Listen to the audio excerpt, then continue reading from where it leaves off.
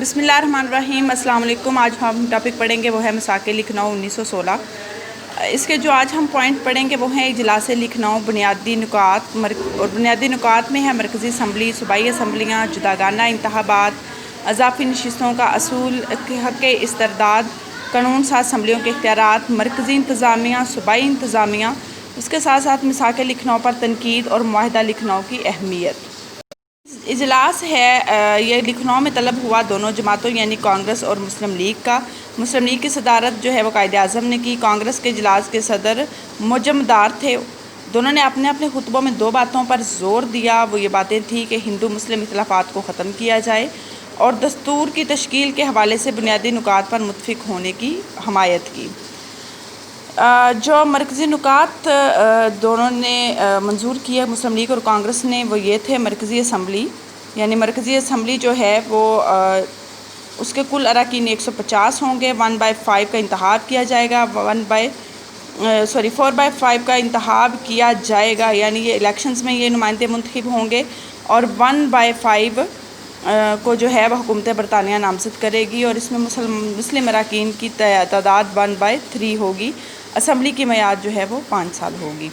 اس کے ساتھ ساتھ صوبائی اسمبلیاں، صوبائی اسمبلی کے کل اراکین جو ہیں وہ 4/5، یعنی یہ وہی طریقہ کار تھا جو کہ مرکزی اسمبلی کا تھا، لیکن صرف اس میں فرق یہ تھا کہ پنجاب میں 50%، بنگال میں 40%، یو پی میں 30%، مدارس میں جو ہے وہ 15%، بمبئی 33%، سی پی 15% اور بہار 25%۔ جداگانہ انتخابات کا طریقہ جو ہے وہ تسلیم کیا گیا کہ جی مرکزی اور صوبائی اسمبلیوں کے انتخابات جداگانہ بنیادوں پر ہوں گے، مسلمانوں کے لیے کوٹا سسٹم موجود ہوگا۔ 1909 کی اصلاحات میں مسلمانوں کو جداگانہ انتخاب کا حق آلریڈی مل چکا تھا منٹو مارلے اصلاحات میں۔ اس کے ساتھ جو ہے وہ اضافی نشستوں کا اصول جو ہے وہ بھی اعلامیے میں شامل ہوا۔ اس کا مطلب یہ تھا کہ مسلم اکثریتی علاقوں میں جو ہے وہ مسلمانوں کو ان کی آبادی سے کم نشستیں ملیں گی، جبکہ غیر مسلم اکثریتی علاقوں میں مسلمانوں کو ان کی آبادی سے زیادہ نشستیں ملیں گی۔ حق استرداد، فیصلہ ہوا کہ اگر کسی مسودہ قانون کو کسی فرقے کے نمائندوں کا 3/4 منظور کریں، یعنی اگر کوئی ایسا بل حکومت برطانیہ پیش کرے جس کو کانگریس اور مسلم لیگ کی جو ہے وہ 3/4 اراکین نامنظور کریں تو وہ مسودہ منظور نہیں ہو سکے گا۔ قانون ساز اسمبلیوں کے اختیارات بڑھانے پر زور دیا گیا اور یہ بھی کہا گیا کہ جو بجٹ ہے وہ اسمبلی میں پیش کیا جائے گا، صوبائی اسمبلی جس بجٹ کی منظوری دے گی قرارداد کی، اس کے اوپر حکومت کے لیے لازم ہوگا عمل کروانا۔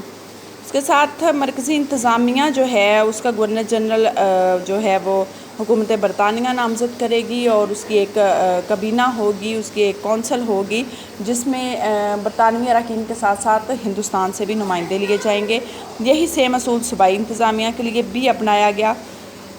مساک لکھنؤ پر جو ہے وہ تنقید ہوئی، اچھا معاہدہ تھا، لیکن دونوں اطراف یعنی کانگریس کے کچھ رہنماؤں اور مسلم لیگ کے کچھ رہنماؤں کی طرف سے تنقید سامنے آئی۔ لالا لاجپت رائے اور سوامی شردھانند جو ہیں وہ کانگریس کی طرف سے انہوں نے اس معاہدے پر تنقید کی، اور دوسری طرف مسلم لیگ کی جانب سے جو ہے وہ مسلم لیگ میں جو نمائندے شامل تھے ان میں ڈاکٹر علامہ اقبال اور چودھری خلیق الزمان نے اس بنیاد پر اس پر تنقید کی کہ مسلمانوں کو ان کی آبادی سے کم نشستیں ملیں گی، لیکن اس کے باوجود بھی معاہدہ لکھنؤ کی اہمیت جو ہے وہ اپنی جگہ ہے۔